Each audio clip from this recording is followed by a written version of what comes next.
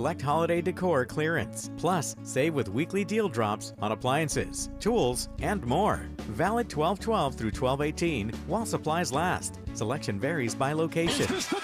This is the KBLA Sports Minute with Ray Richardson.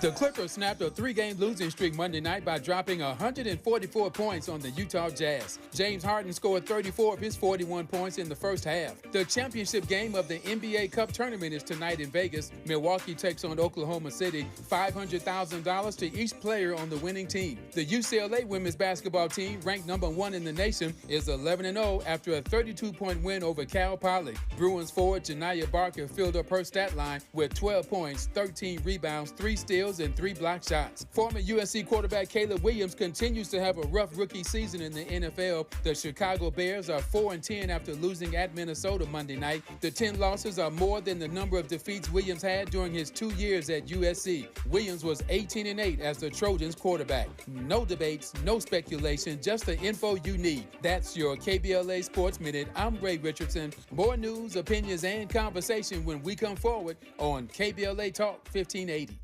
KBLA Talk 1580 invites you to join us in celebrating the season of giving by being part of the solution. As we enjoy great food, family, warmth, and well wishes in whatever our festive tradition may be, we share the beauty of the season by reaching out to the less fortunate. Please help us to help others with the KBLA Cover the Houseless Cozy Community Coat and Blanket Drive.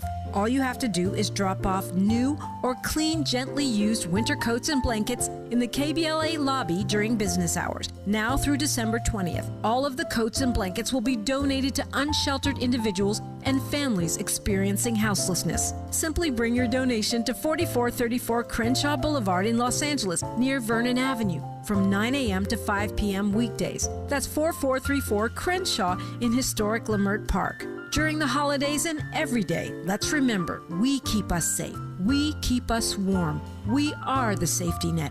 And together, we can cover the unsheltered. Get caught up in the spirit of the season, the spirit of love. Make a difference with your friends at KBLA Talk 1580.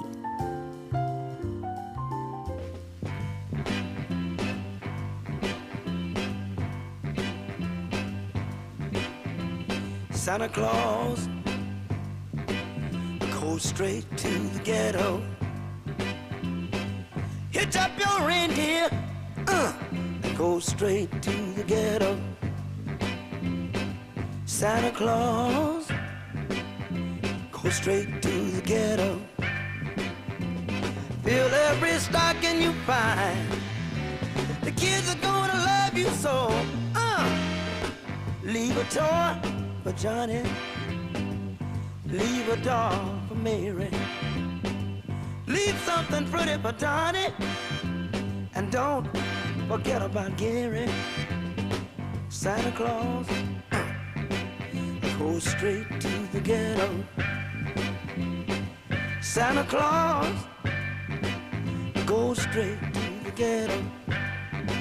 Tell him James Brown sent you. Go straight to the ghetto. Mr. Godfather of Soul, James Brown on Tavis, Smiley. And I am grateful to have you tuned into this hour. It's going to be a great hour, as promised. A conversation right now with a Pulitzer Prize-winning columnist and author of 54 Miles, a novel, Leonard Pitts Jr., who is back for a conversation that is always, how can I put it, part political, part social, part cultural, and we at the end of the year. So a whole lot to talk about in this hour with one of my favorite guests, the always insightful Leonard Pitts Jr. You can spell insightful either way. Leonard, how are you, sir? I like what you did there. Took me half a beat to catch it, but I like what you did. Yeah, man. You doing all right? I'm well. How about yourself? Man, if I complained, I'd be an ingrate. You know me. I'm just glad to be alive. Another day above ground. And always, again, thrilled to be in conversation with you. Let me just start with a broad question. How was this year for you? I think you had a good year. The book, 54 Miles, a novel, we had you on earlier this year, and the book came out. And, yes, I finally got to that last chapter. And we would discuss this offline, but I did not see that end coming. I just tell you, I didn't see it coming. I did not see it coming. Unfortunately, I wish we could talk about it on the air, but that would ruin things for everybody who hasn't read the book yet. But I told you that last chapter was gonna, Oh, you got me, man. I told you what it was gonna do. You got me. But 2024 was a good year for you. How would you describe it or define it? It has been a pretty good year. I'm always happy when I get a new book out. And I've got that one out, and as I think I told you, I've got another one in the hopper. So, I'm one of those nerds that tends to define his happiness by his productivity. Yeah. So, in that regard, it's been a very good year. I finished one and I published one, so that's a good year. Yeah. Let me ask this, and I ask this respectfully. All of us are becoming more chronologically gifted by the day, and as I say. It's better than the word old. I prefer chronologically gifted. But whatever you define it as, whatever word you use, it beats the alternative. And there are people in my life. I was talking to a friend of mine the other day named David Rich. David's now 81, and this guy's got 6-7 books he's working on right now as a ghostwriter. You, of course, a Pulitzer Prize-winning columnist. But I'm always fascinated by people who are advancing in age, and yet they're not slowing down in their productivity. What's that look like for you? Exactly what you just said. I mean, I don't know your friend, but I'm envious of that. I want to be busy, but the caveat is I want to be busy doing things that I enjoy and that fulfill me. Yeah. And I've said for years that I was put here to write. I've always known it. I knew it when I was in kindergarten. So being free to just do that. To me is heaven. If I can get to do that for another 20, maybe 30 years, I'd be very happy. Yeah. How would you? Let me rephrase this. I know people because I talk to them every day. People are asking me for advice about this, that, and the other. There are people, as you well know, who discover much later in life what their true calling is, what their purpose is, what their avocation is. They don't figure that out so early. Here you come now telling me you've known since kindergarten why you were put here, and you were put here to be a writer. You didn't waste any time doing a bunch of other stuff. You got right to it. Hence, you're being a Pulitzer Prize winner, best-selling author, et cetera, et cetera. You got an early start. You can't get started much sooner than kindergarten, knowing what your goals in life are going to be. How did that happen for you? I really don't know. I think that was a kiss of God or something, to tell you the honest truth, because I thought it was like that for everybody. I thought everybody knew what they were going to be by the time they were 5 or 6 years old. And what I found out was that no, there were, my peers were, I'm going to be a cowboy. I'm going to be a superhero. I'm going to be, a lot, things all over the map. Some things that I guess they became and some things they didn't. But for me, there was never any question. I think the closest that I can come to figuring out how it happened is maybe that I was the firstborn child, and until my sister came along and ruined the setup, I was the only child for 21 months. But my mom had a lot of, the firstborn gets a lot of attention. The third and the fourth may be raised by wolves, but the firstborn gets a lot of attention. And my mom, from a very early age, was reading to me and teaching me my alphabet. I went to school. By the time I was 5, when I started school, I already knew my alphabet. All that stuff they were teaching us in school, I knew my alphabet and I could read. And I think that probably had some impact on it, just the fact that she gave me a head start when I began school. Yeah. Leonard's making me think of something that he always does. That's the problem with talking to Leonard Pitts. The longer he talks, the more stuff starts running through your head that you want to probe. And I know exactly where I want to go when we come forward, and it is here. I've often wondered whether or not, and I said on the program the other day, that it's not that black kids are any less gifted or talented than anybody else's kids. What we often tend to lack is exposure. And it is that lack of exposure that doesn't give us an opportunity to see what all the options are, so that black kids too often end up surrendering their lives. How might I put this? They end up surrendering their life chances before they ever truly know their life's choices. Now, Leonard didn't have that problem. But if you grow up in an environment where you are denied exposure and your chances are limited before you even know what your choices are, that's problematic.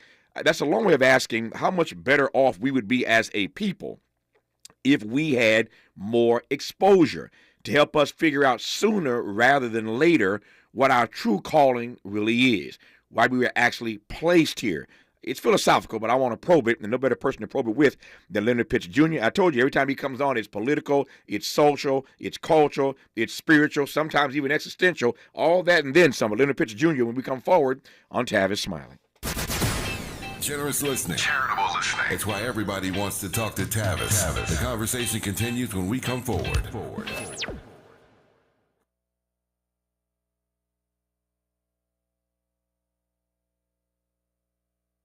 The holidays mean more travel, more shopping, more time online, and more personal info in more places that could expose you more to identity theft. But LifeLock monitors millions of data points per second. If your identity is stolen, our US-based restoration specialists will fix it, guaranteed, or your money back. Don't face drained accounts, fraudulent loans, or financial losses alone. Get more holiday fun and less holiday worry with LifeLock. Save up to 40% your first year with promo code NEWS. Visit lifelock.com. Terms apply. An official message from Medicare. Couple more minutes, and we'll start this month's book club. You know, I usually love a plot twist, but this year, I'm comparing my options during Medicare open enrollment.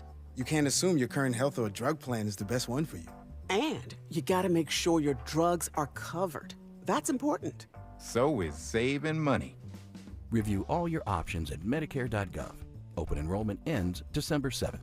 Paid for by the U.S. Department of Health and Human Services. Make a move into a home of your own. With City National Bank's Ladder Up Home Loan Grant, you could receive up to $20,000 that you never need to pay back. Use it toward your down payment, save on closing costs, or to buy down your mortgage rate. Find out more at cnb.com/ladderuphome. City National, here for every stage of the journey. Property must be in a qualifying market in California, New York, or New Jersey. Additional terms and conditions apply. Not all applicants will qualify. Terms are subject to change without notice. City National Bank is an equal housing lender. Member FDIC. NMLS number 536994.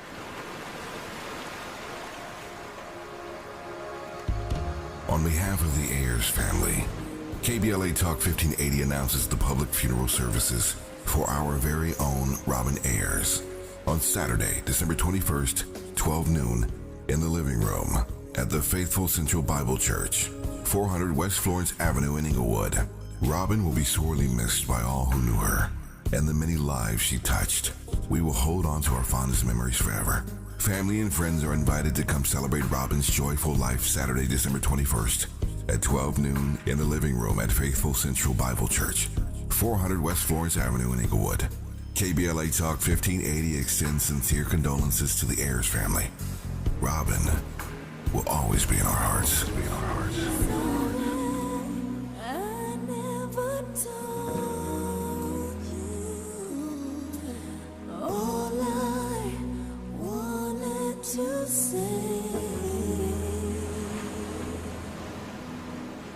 Thanks to Total Wine, you saved more on all the gifts for the ones you adore.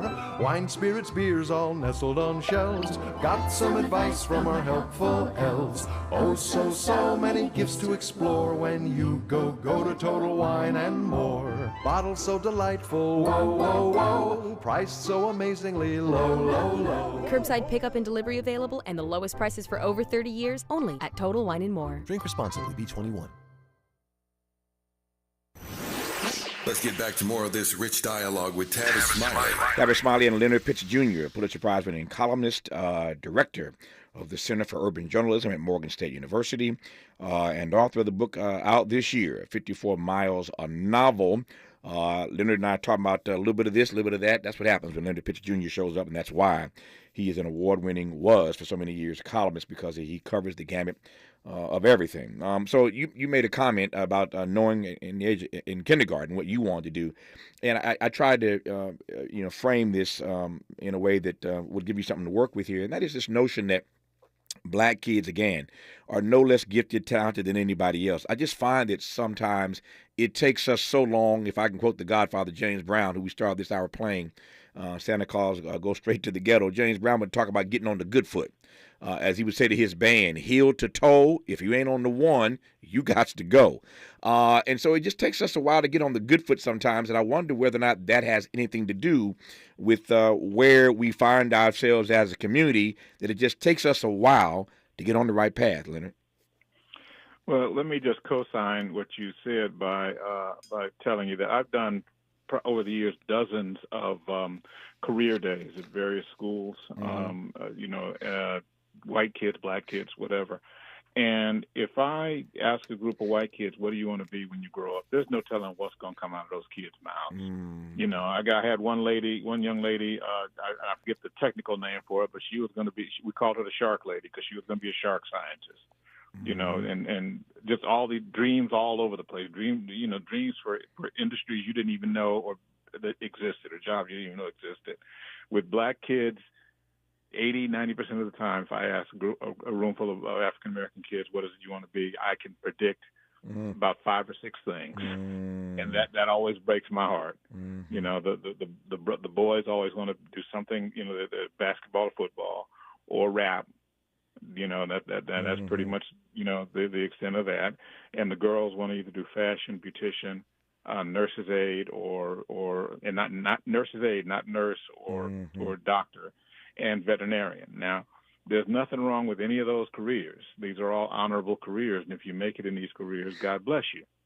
But where's the black kid who says, I want to be the shark doctor? You see what I'm saying? Where's the black kid who wants to, who comes up with something, for a field that you didn't even know existed?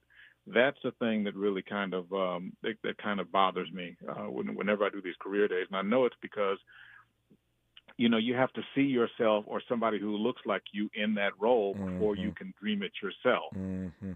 Most of the time, you have to be able to envision yourself there. And most of the time, based on what we tend to receive as feedback in our communities and our schools, and Lord knows in entertainment media, it's sometimes hard to see yourself in those places. And that has always just driven me crazy. I want black kids to be able to have as big and wild and crazy a dream as anybody else, as any other kids. Yeah, I once had a man tell me many years ago. I've never forgotten this, Leonard. He said, "Tavis, I want you to dream big." And let me just tell you what I mean by dream big. If you share your dream with a room full of people, and somebody don't break out laughing at you, then your dream ain't big enough. That was his take. That if you share your dream and somebody don't laugh at you, then your dream is not big enough. I love that line in the film Broadcast News with William Hurt, where somebody asked, what do you do when your life exceeds your dreams? Well, I figured that out in my life. You just dream bigger dreams. When your life, if you're fortunate for your life to exceed your dreams, you just dream bigger dreams, as I've had to do many times, and I'm grateful to God for that. You mentioned media a moment ago. It just turns out that in our first hour today, I'm blessed today to talk to 2 amazing black males who've been in the journalism field for quite a while. So our first guest today was Kevin Merida, who, as you know, Kevin ran the Washington Post as managing editor, was executive editor at the LA Times. He has a new book out, he and Deborah Willis, called Kamala, Her Historic, Joyful, and Auspicious Sprint to the White House. A beautiful picture book with great stories chronicling her run for the White House. I raised that, one, because the book is still sitting on my desk in front of me, but also to your point about dreams. And I've always been ambivalent about African American first.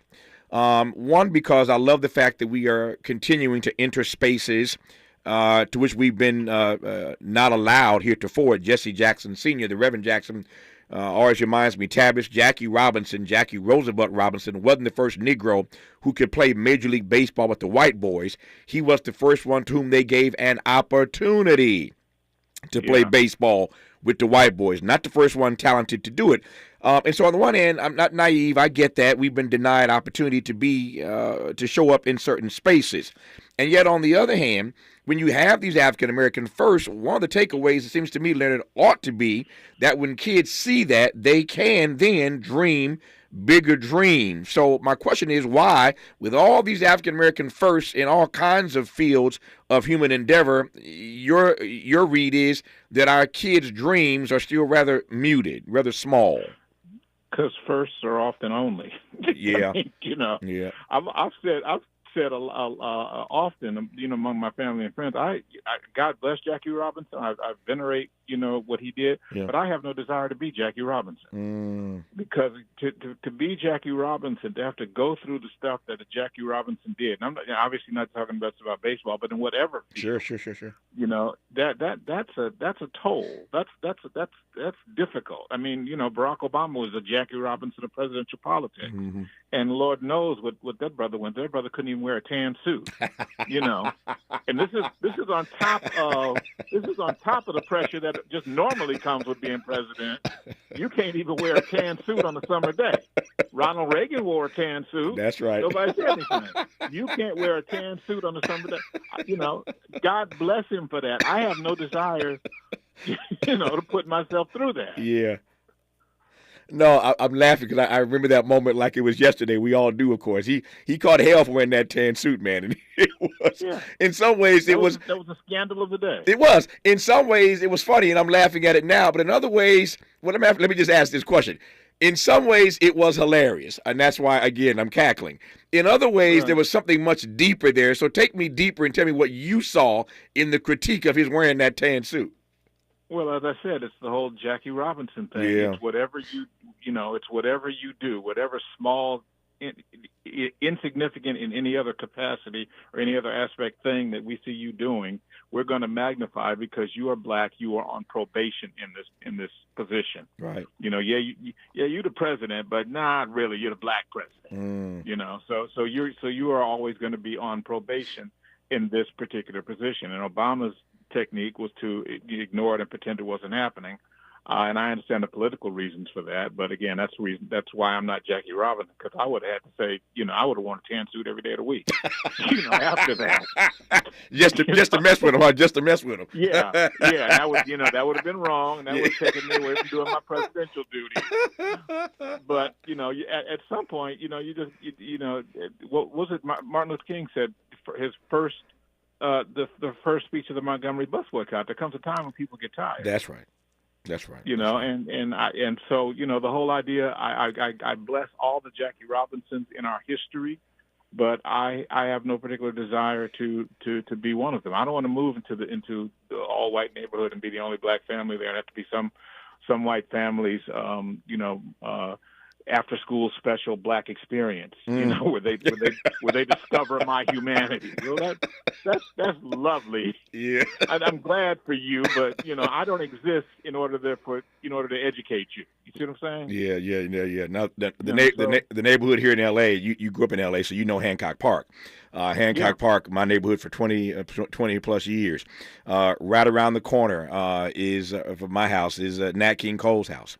And I thought many times and talked to Natalie Cole about it and the twin Cole babies. They're not babies; they're grown women now. But the Cole twins and certainly Natalie, who I knew better than all the other children.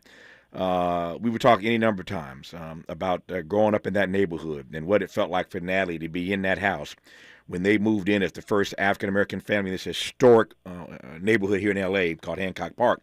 This is Nat King Cole, who was selling more records at that time than anybody. Frank Sinatra said he had an amazing voice, better than anybody he'd heard. He's hosting the show, the first African-American hosting a variety show on television.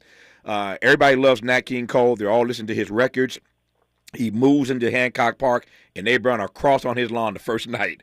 Everybody's loving Nat King Cole, but they burned a cross on his lawn in Hancock Park in L.A. on the first night he moved in that house. Negro, we love your music, but we don't want you living next to us in Hancock Park, no matter how many records you're selling, how much money you're making, and how much you can afford it. And so I would drive by Nat King. I drive by it all the time now. Drive right by the house that Nat King Cole lived in. And every time I drive by it, I think of that story, them burning that cross on his lawn on night one. So I take your point about being first. I was also laughing when you talking about Obama in the tan suit and the way you would have worn one every day just to mess with him. I thought about Richard Pryor, the TV show back in the day, the Richard Pryor show years ago when he played the first black president, in the ways that you recall that. For those who, if you've never seen it, just Google it. If you want a good laugh, just Google the Richard Pryor show. It only lasted a few episodes because Pryor was so irreverent. And the suits at the time couldn't handle it at the network, NBC as I recall. But if you Google Richard Pryor show, just look at some of those old skits that Richard did playing the first black president way back then, and you'll get a good laugh about the point that Leonard Pitts Jr. is making now. Since you mentioned Obama, let me follow you as I always do. I want to come to Kamala here in a second here. It's been obviously a serious political year. So here's my question. With more time now in the rearview mirror, Obama earlier this year, as I recall, celebrated the 15th anniversary of his rise to stardom as president. Over these past few years, have you rethought in any way, on any level, about anything, your Obama commentary then?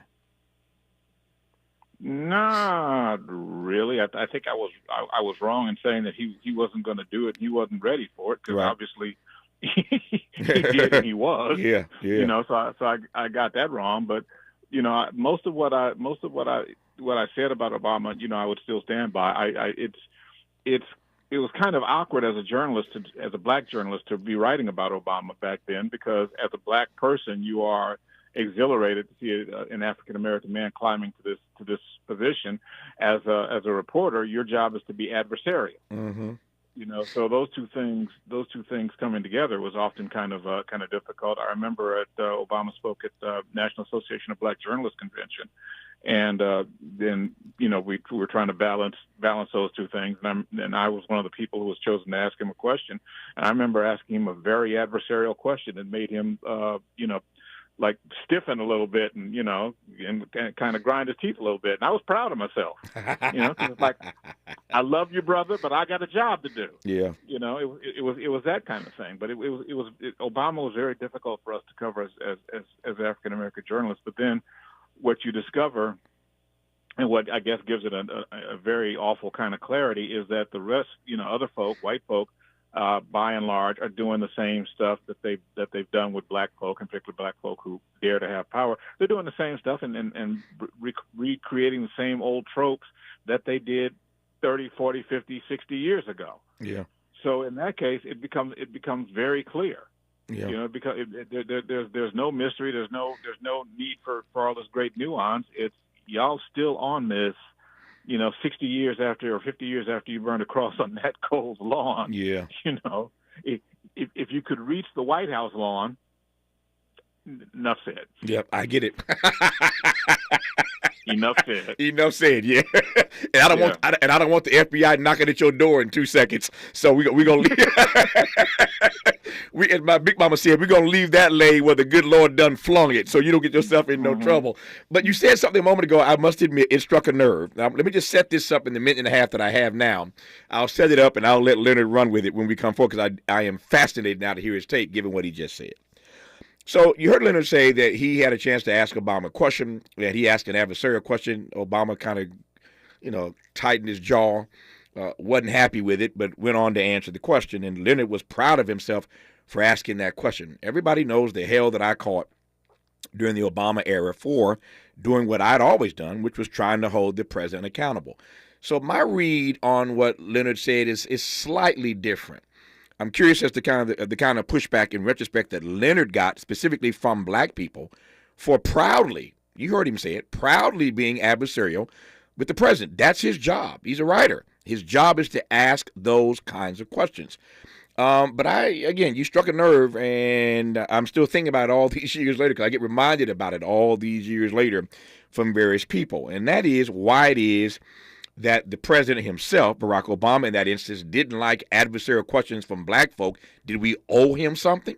And more to the point, why black people couldn't handle us asking adversarial questions of the president, as if doing so made us a hater. You know how many times I got called an Obama hater because I'm trying to hold him accountable? That was my experience. Again, y'all know that, nothing new there.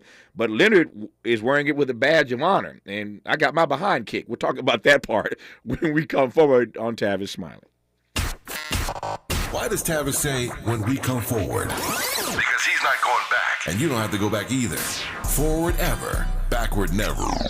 More of Tavis Smiley when we come forward.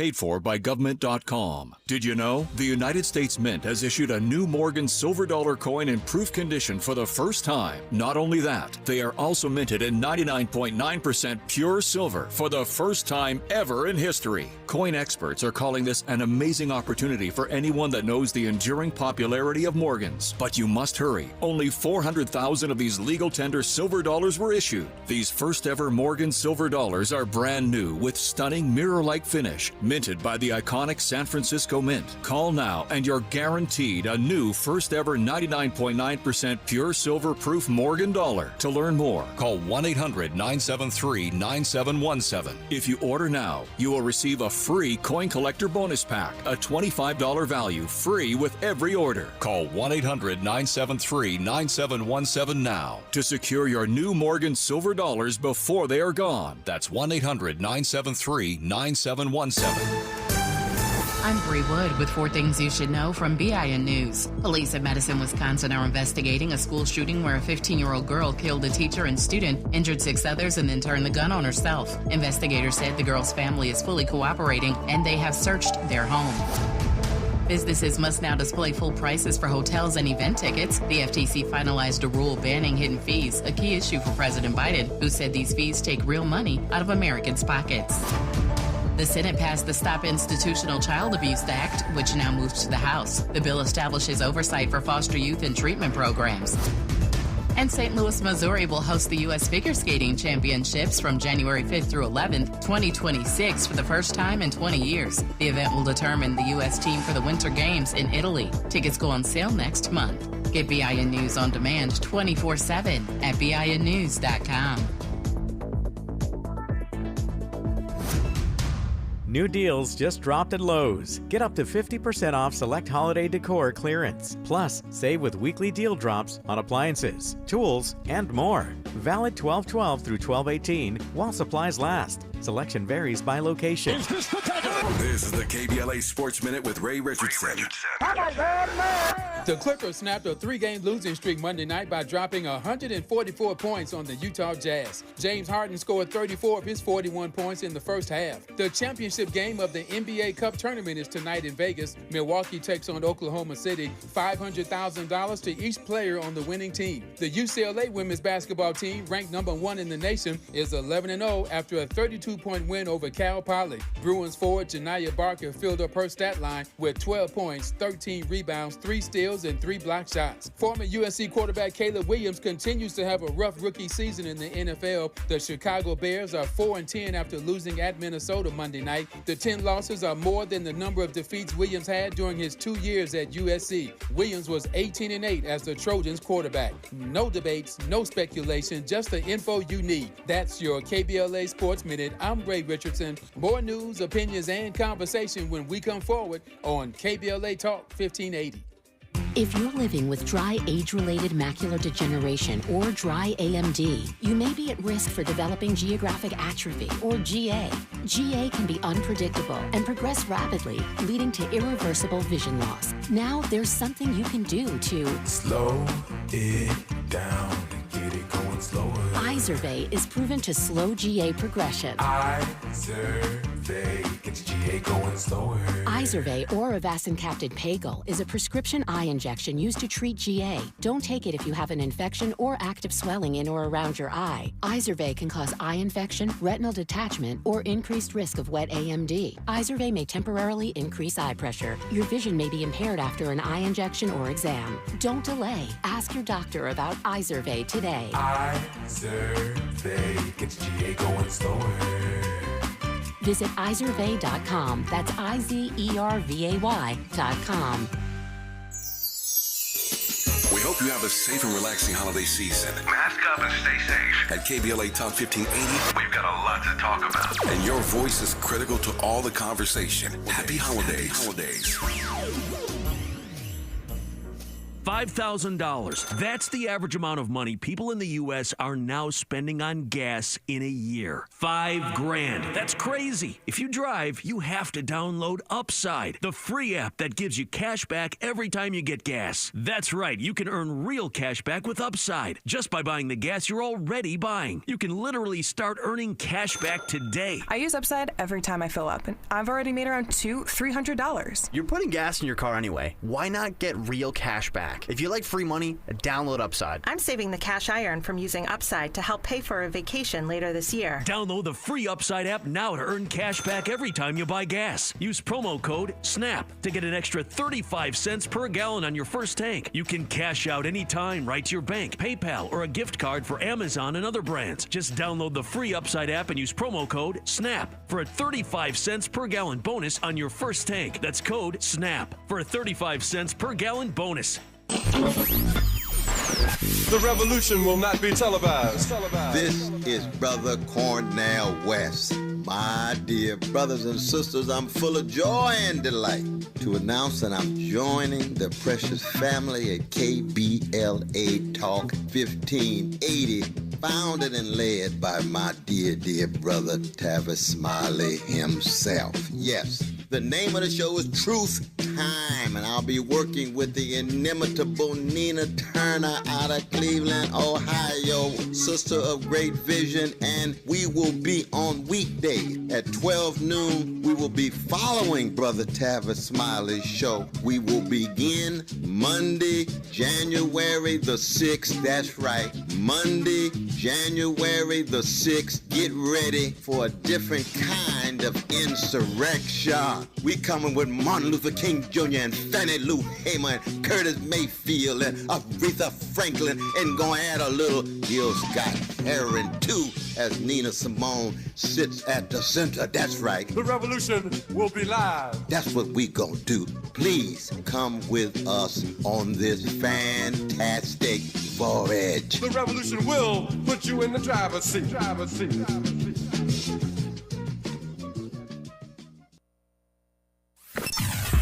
Sometimes he fails at fitting in. But we're okay with that. You're inside the Tavis Smiley Show.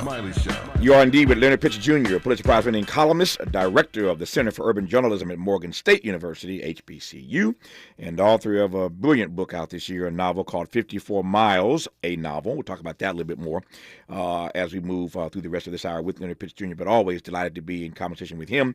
I'm seeing messages everywhere that you're loving the conversation as much as I am, because these are the guests I love the most, right? You can just talk to Leonard about anything and have a great conversation.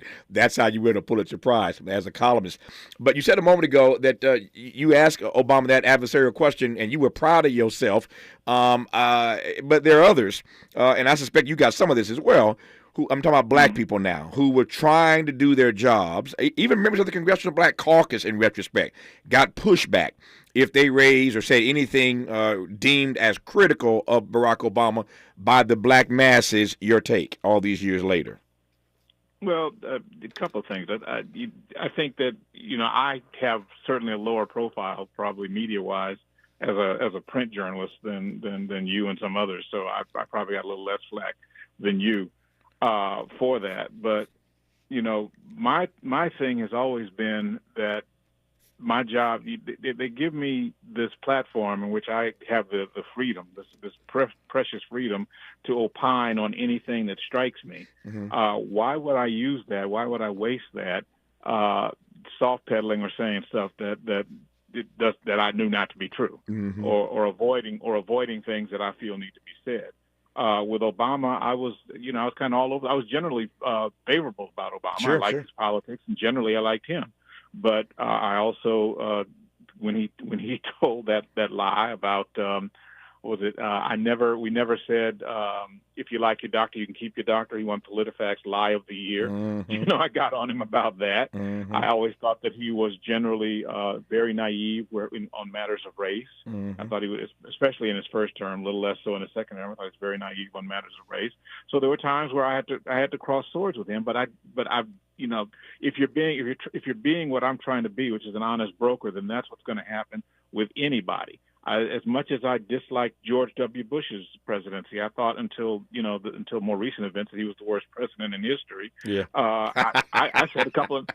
Yeah, you know where I'm going. Yeah, I know. I said a couple of nice things about him. Yeah. I said a couple of nice things about his daddy. Yeah. As much as I generally liked Bill Clinton's politics, I beat the heck out of Bill Clinton over, his dalliance with poor Monica Lewinsky, and his lying about it. So if you're being honest, to me, being honest doesn't mean, okay, I'm going to support the team if I know the team is wrong. Yeah. Because to me, it's not about supporting the team; it's about supporting the ideal. Yeah.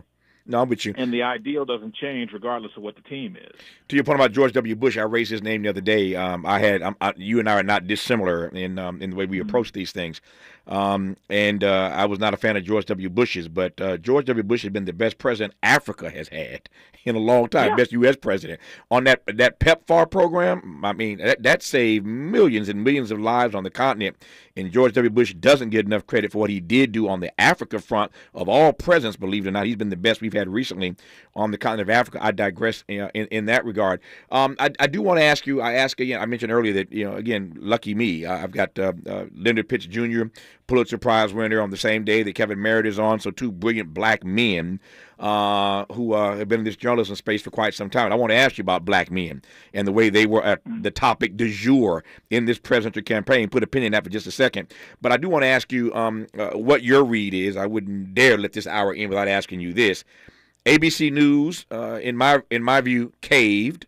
And today we see Donald Trump now suing the Des Moines Register. And the storyline, as you may have seen, he's suing a pollster, he's suing the paper, he's suing the parent company Gannett, because they ran this story repeatedly that Kamala was leading him by 3 points in Iowa. He ends up spanking her by about 14 points when all said and done.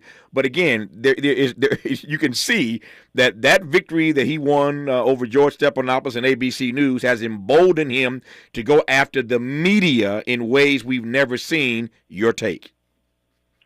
Well, I kind of wish. Just for a moment that I was a columnist again, because I'd be trying to get sued. Yeah, because it's either we are the United States, either it's the United States of America or it isn't. And frankly, the results of the last election would lead you to believe maybe it isn't. But my feeling would be, okay, let's put an exclamation point on this. Is it really a thing now where you're going to come after the media, or where it's permissible to come after the media because you don't like what was said? The tenets of libel are you displayed malice or reckless disregard of the truth. Okay, and that's a high legal bar. And it's a high legal bar for a reason, and the reason is so that the media so that we can be as free as possible in expressing opinion. Putting out a poll that somebody doesn't like shows that maybe the polling was flawed. But how is that libelous? You explain that to me. Yep. And what's going to happen here, especially as you say with ABC caving, is there's going to be a chilling impact, because if ABC with its deep pockets, feels the need to roll over, what's going to happen to some blogger or some smaller media entity that wants to cover or say something controversial, not untrue, sure, but controversial, not malicious, but controversial? They're gonna fold right over. So this is a very scary time in the life, and some might say the last days of this country. What is your read retrospectively of black men as the topic du jour in this last presidential race? I think that the whole thing of it's funny because you should mention that, because I'm working on a piece that sort of deals with some of that. I think that this is sort of a chimera. You know what I mean when I say a chimera, like a ghost, of course, I'm talking to Tavis Smiley. Excuse me, my bad. but hey, Leonard, but I can't spell it. Anyway, go ahead. I can't spell it, but go ahead. Okay, but this whole thing just annoys me, because you look at it for a minute. We keep hearing these analyses that say, well, if more black men had voted for, if she hadn't suffered some erosion of black men, or if she had paid more attention to men in general, or if she, the economy was just working against her. Look, this man had, was it 34? Am I right? 39 felony, 34. 34, yeah, 34, yeah. Right. 4 indictments, 2 impeachments. You know, he's dragging more baggage behind him than a Samsonite factory. But you're telling me that if she had just gone to more diners in farm country, or if she'd spent more time talking to the brothers, that it would have changed. No, the thing we have to face, which is going to be very hard for this country to face, is this is what we wanted. This is what we, the country, most of, the majority of voters, this is what we want. We wanted intolerance. We wanted intransigence. We wanted incompetence. We wanted racism, sexism, misogyny. This is what we wanted. You remember that old O.J. song, Give the People What They Want? Oh, yeah. And the O.J. is talking about people want better education, people want money, people want better food to eat. No. This is what they wanted. And in 2024, this is what they wanted. And that's going to be a very bitter pill to swallow. But again, my fealty is to the truth. Yeah. And that's the truth as I see it, because all of this talk about these little things around the edges that could have and should have been done. No, if people are going to vote, if people are going to vote for this guy with all of that, then they're going to vote for this guy regardless. Yeah.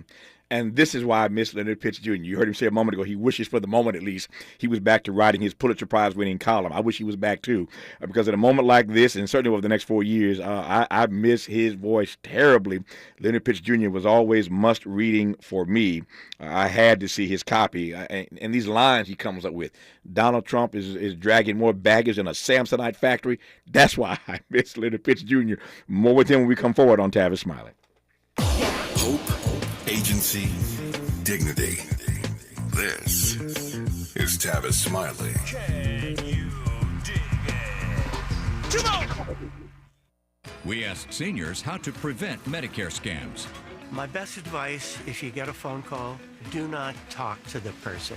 These people are well trained. Don't talk to them. They don't know me. They're just trying to scam me. Don't be fooled. Hang up. Just hang up. Never give out your Medicare number. They're going to get your number to put in a false claim.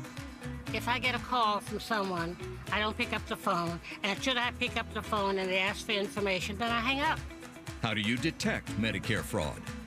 Just like I check my credit card statements, I check my Medicare statements monthly. Scammers can get a hold of your number, order medical devices through your account, and you're not even going to know about it if you don't look at your statement. Check your statement every month.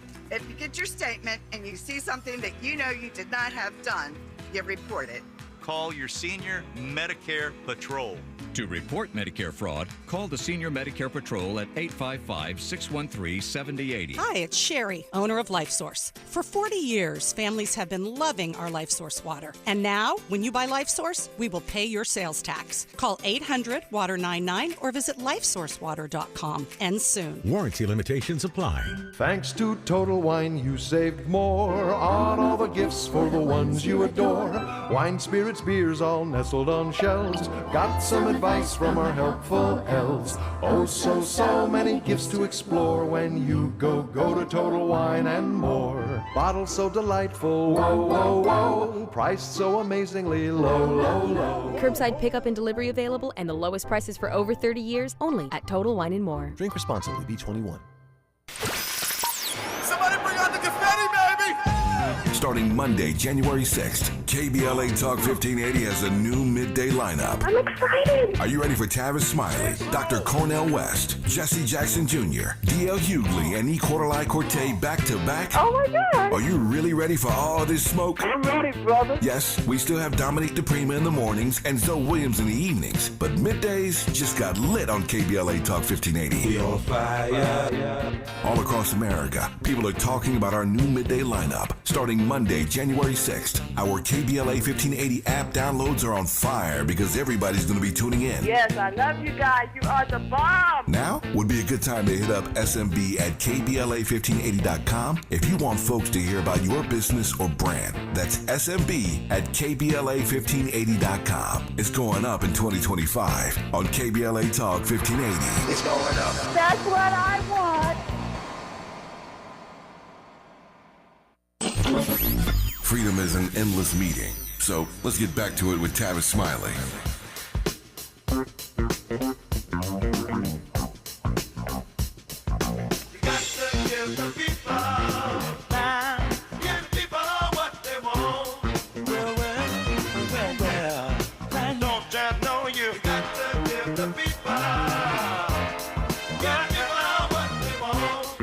Leonard Pitts called it up.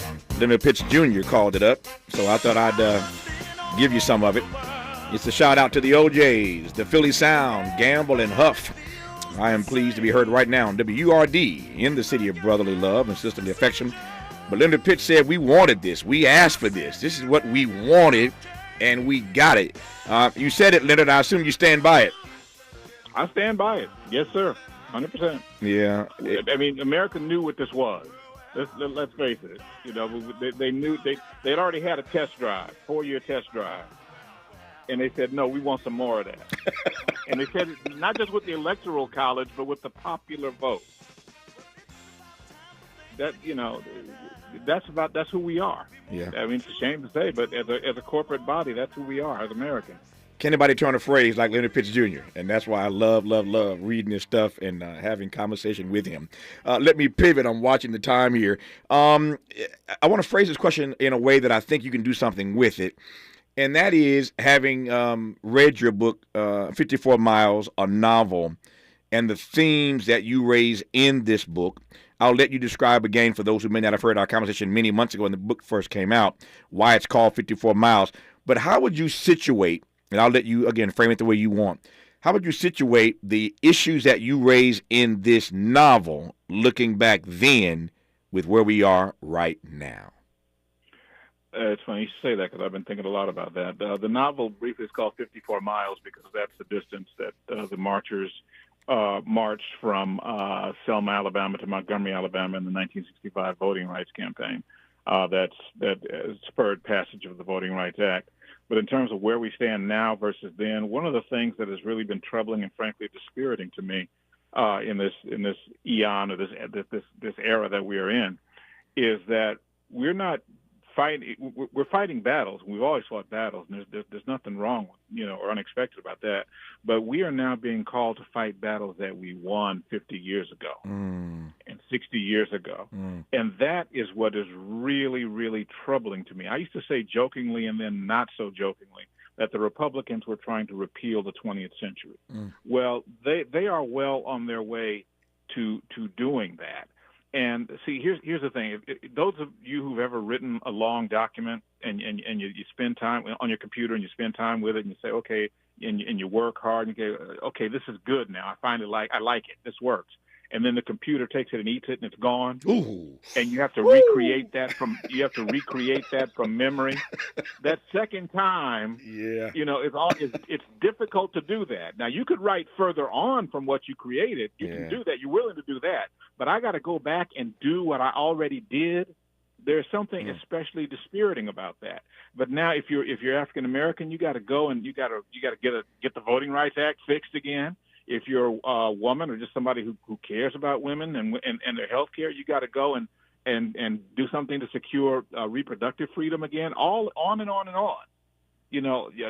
Affirmative action. All of these battles that were won in the 60s and the 70s are now being eroded. That is dispiriting. That's troubling. Ain't nobody like him. Ain't nobody like Leonard Pitts Jr. Our remaining moments with him when we come forward on Tavis Smiley. What's your quarrel with the world? You're listening to Tavis Smiley. If you're like me, 60 and retired, making ends meet, especially here at the supermarket and drugstore, is tough. I'm so blessed to have found benefitscheckup.org. It's a free and confidential website from the National Council on Aging that connected me to $1,200 a year in programs that help pay for food, medicine, utilities, and more. Maybe it can help you. benefitscheckup.org. You know where you want to go in life, and City National Bank can help. City National knows the dedication it takes to build your vision for the future into a reality, and our team is here for you. We have a wide range of options to help, from personal savings accounts to interest-bearing money market savings accounts and more, all designed to help you get where you want to go. City National, here for every stage of the journey. Learn more at cnb.com. City National Bank is a subsidiary of Royal Bank of Canada, member FDIC. KBLA Talk 1580. We've got a lot to talk about.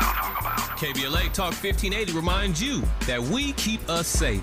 The Live Your Life organization mentors young women, helping them break negative mindsets and see beyond their surroundings. Through career exposure and hands-on training, they're encouraged to think big, stay focused, and make positive choices. Founded by Nikisha Mama Boo Smith, who transformed her life to become a community leader. Live Your Life is changing lives, but they need your help. They're raising funds to keep their new building open and expand their programs. Your donations will support food, clothes, hygiene products, and holiday giveaways. Visit liveyourlife32.com.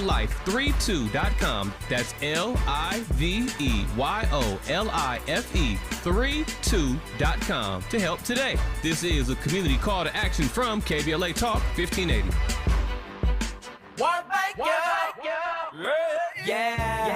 The California Crusader newspaper would like to thank all of our subscribers for their support throughout the years, proudly serving the South Los Angeles and South Bay areas for more than 40 years. The California Crusader is a multicultural, black-owned, adjudicated newspaper that focuses on providing newsworthy information to the people in our community. We're constantly looking for ways to assist businesses in our community to connect with our subscribers. We provide low-cost, effective ways to promote your business with our reasonable and affordable advertising rates. You can participate by suggesting, sharing, and submitting your stories on the California Crusader newspaper Community Share Facebook group page, or visit our website at cal-cruise-news.com. That's calcruisenews.com. Then click on the Submit Now button located on the top right corner of the homepage, or text CCN to 42828. Again, text CCN to 42828. The California Crusader newspaper, working together to build a better community for our future. Subscribe today. Sometimes he fails at fitting in, but we're okay with that. You're inside the Tavis Smiley Show. You are indeed with Leonard Pitts Jr. here. Leonard, this novel, 54 Miles, a novel, is timely in a variety of ways. I do want to ask. I'm just watching my time here. I got 3 minutes left. You describe why it's called 54 Miles, but just tell briefly the story that you can tell about the novel. I want to encourage people to get it for Christmas gifts, even. It's a story about a family, black. They are black and they are white, and it's basically dealing with family secrets and family traumas that have impacted them over the years, and it's all sort of coming to a head as one of the young members of the family, Adam, who's 21, I believe, is involved in the Bloody Sunday March, the first march or attempted march across the Edmund Pettus Bridge. He's beaten up, and then he disappears. And if you're a black mama and your child has been in Alabama and he's gone missing in Alabama in 1965, that's a cause for alarm and for terror. So his mama comes back down to Alabama to look for him. That's the basic gist of the book. Yep. How are things going at Morgan State? I mentioned that you are the director for the Center for Urban Journalism at Morgan State. Kamala Harris, if she did nothing else, she put HBCUs on the map this time around. Yes, she did.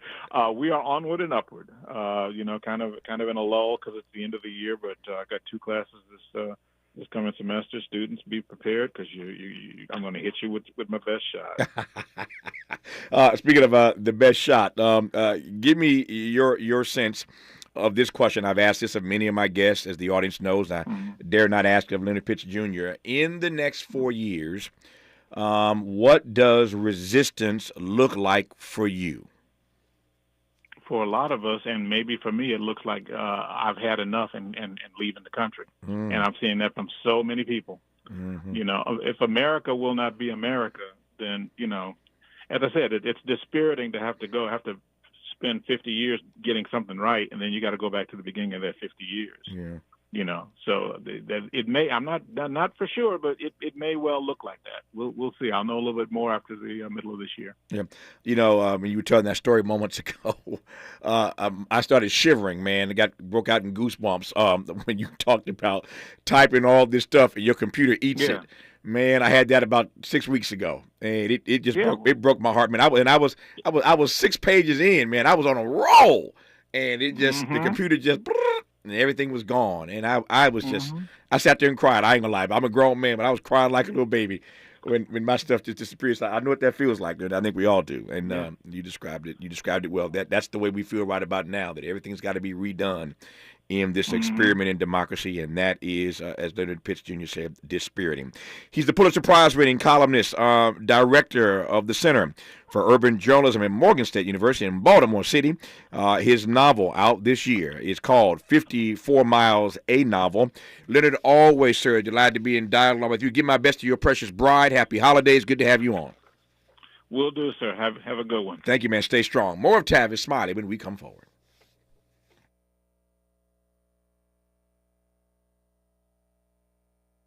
KBLA 1580 Santa Monica. I'm Bree Wood with 4 things you should know from BIN News. Police in Madison, Wisconsin are investigating a school shooting where a 15-year-old girl killed a teacher and student, injured 6 others, and then turned the gun on herself. Investigators said the girl's family is fully cooperating, and they have searched their who said these fees take real money out of Americans' pockets. The Senate passed